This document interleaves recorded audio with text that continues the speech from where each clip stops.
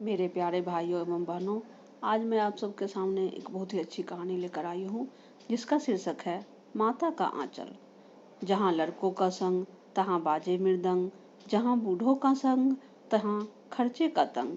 हमारे पिता तड़के उठकर निपट नहाकर पूजा करने बैठ जाते थे। हम बचपन से ही उनके अंग लग गए थे। माता से केवल दूध पीने तक का नाता था, इसलिए पिता के साथ ही हम भी बाहर की बैठक में सोया करते थे। वह अपने साथ ही हमें भी उठाते और साथ ही नहला धुलाकर पूजा पर बिठा लेते। हम बभूत का तिलक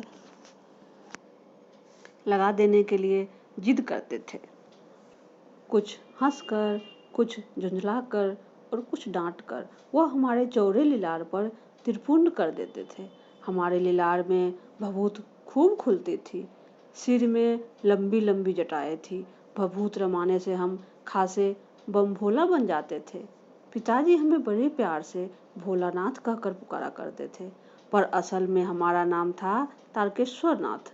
हम भी उनको बाबूजी कहकर पुकारा करते और माता को मैया।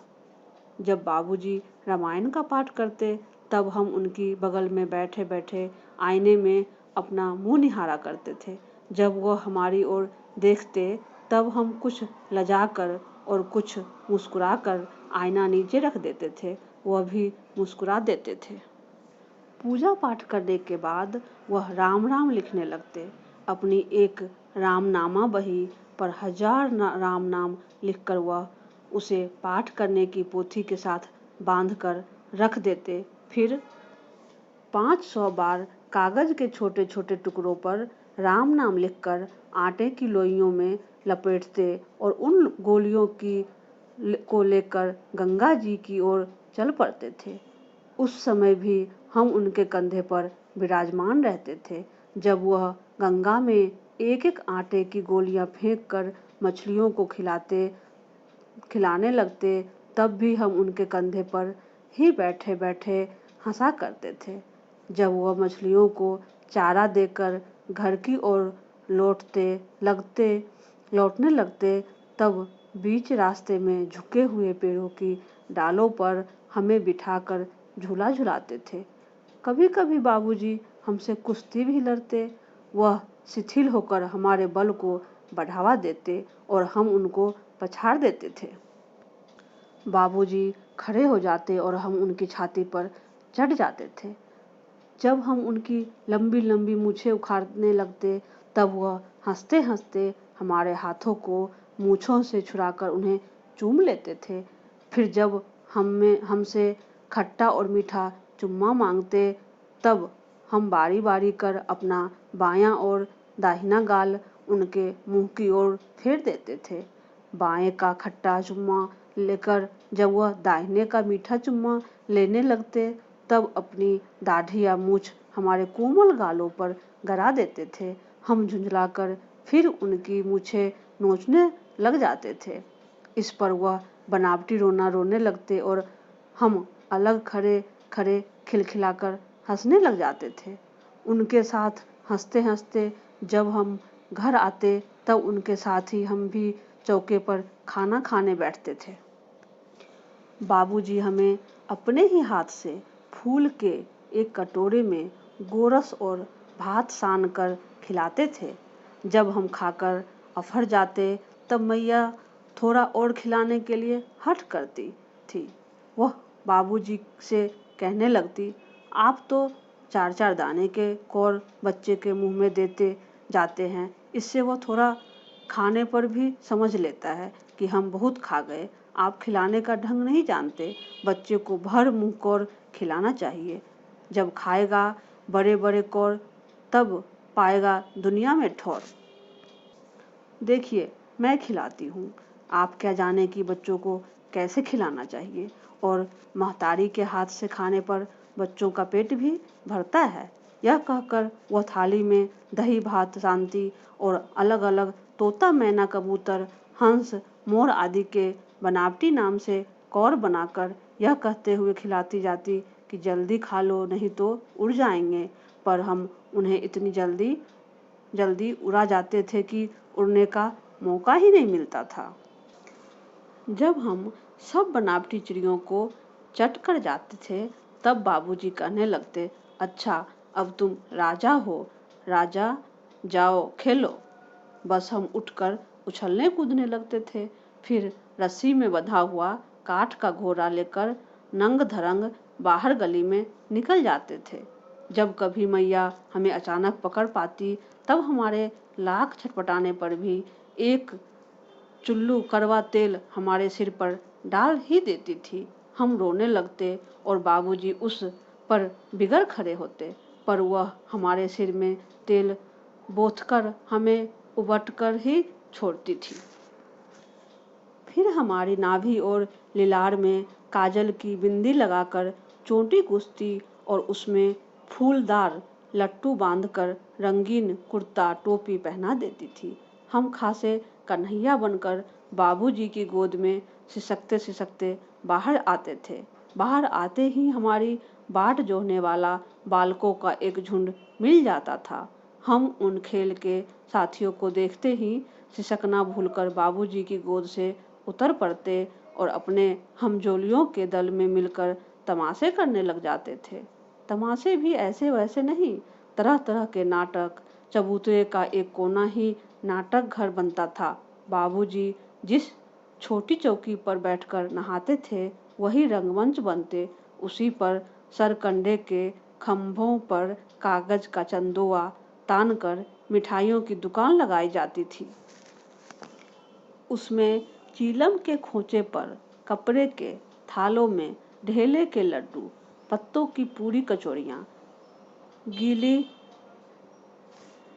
मिट्टी की जलेबियाँ, फूटे घड़े के टुकड़ों के बतासे और मिठाइयाँ सजाई जाती। ठीकरों के बटखरे और जस्ते के छोटे छोटे टुकड़ों के पैसे बनते। हम ही लोग खरीदार और हम ही लोग दुकानदार। बाबूजी भी 2-4 गोरखपुरिये पैसे खरीद लेते थे। थोड़ी देर में मिठाई की दुकान बढ़ाकर हम लोग घरौंदा बनाते थे। धूल की मेर दीवार बनती और तिनकों का छप्पर, दातून के खंभे, दिया सलाई की पेटियों के किवाड़, घड़े के मुहरे की चूल्हा चक्की, दिए की कढ़ाई और बाबूजी की पूजा वाली आचमनी कलछी बनती थी। पानी के घी, धूल के पिसान और बालू की चीनी से हम लोग जेवनार तैयार करते थे। हम ही लोग जेवनार करते और हम ही लोग की जेवनार बैठती थी। जब पंगत बैठ जाती थी, तब बाबूजी भी धीरे से आकर पांत के अंत में जिमने के लिए बैठ जाते थे।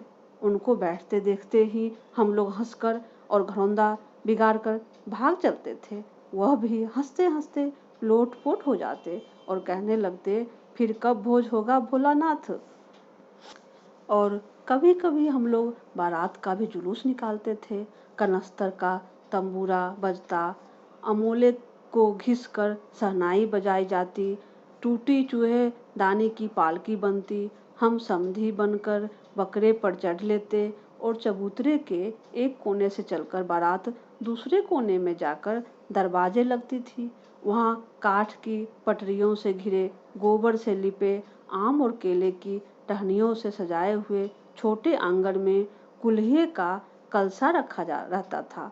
वहीं पहुंचकर बारात की भी फिर लौट आती थी। लौटने के समय खटोली पर लाल ओहार डालकर उसमें दुल्हन को चढ़ा लिया जाता था। लौट आने पर बाबूजी ज्यों ही ओहार उघाड़कर दुल्हन का मुख निरखने लगते, त्यों ही हम लोग हंसकर भाग जाते। थोड़ी देर बाद फिर लड़कों की मंडली जुट जाती थी।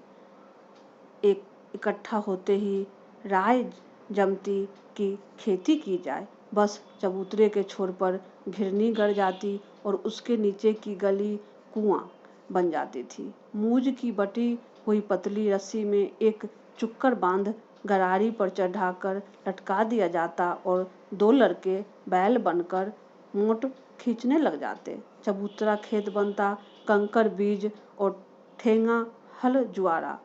बड़ी मेहनत से खेत जोते, बोए और पटाए जाते। फसल तैयार होते देर न लगती और हम हाथों हाथ फसल काट लेते थे। काटते समय गाते थे, ऊंच नीच में बई कियारी जो उपजी सो भई हमारी। फसल को एक जगह रखकर उसे पैरों से रौंद डालते थे। कसोरे का सूप बनाकर ओसाते और मिट्टी की दिए के तराजू पर तौलकर राशि तैयार कर देते थे। इसी बीच बाबूजी आकर पूछ बैठते थे, इस साल की खेती कैसी रही भोलानाथ? बस फिर क्या, हम लोग ज्यों का त्यों खेत खलिहान छोड़कर हंसते हुए भाग जाते थे। कैसी मौज की खेती थी। ऐसे ऐसे नाटक हम लोग बराबर खेला करते थे। बटोही भी कुछ देर ठिठक कर हम लोगों के तमाशे देख लेते थे। जब कभी हम लोग ददरी के मेले में जाने वाले आदमियों का झुंड देख पाते, तब कूद कूद कर चिल्लाने लगते थे, चलो भाइयों ददरी, सत्तू पिसान की मोटरी। अगर किसी दूल्हे के आगे आगे जाती हुई ओहारदार पालकी देख पाते, तब खूब जोर से चिल्लाने लगते थे। पालकी में बैठे दूल्हे को देख हम लोग दूल्हे को चिढ़ाने लगते, रहरी में रहरी, पुरान रहरी, अडोला के कनिया हमार में हरी।